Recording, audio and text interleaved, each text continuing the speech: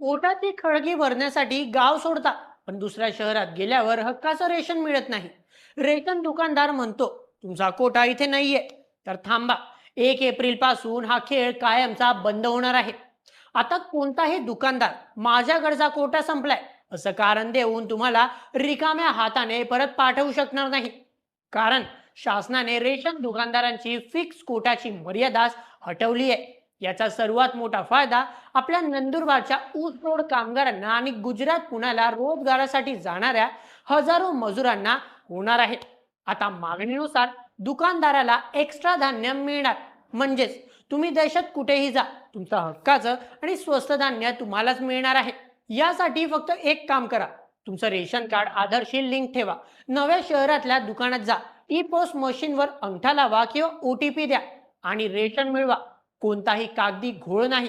ही क्रांती प्रत्येक कष्ट करण्यापर्यंत पोहोचलीच पाहिजे. हा व्हिडिओ जास्तीत जास्त शेअर करा आणि तुम्हाला रेशन मिळताना काय अडचण येतात कमेंट्स मध्ये आम्हाला नक्की सांगा. आणि अशा शॉर्ट्ससाठी सबस्क्राईब करा बोलेमेच्या YouTube चॅनलला.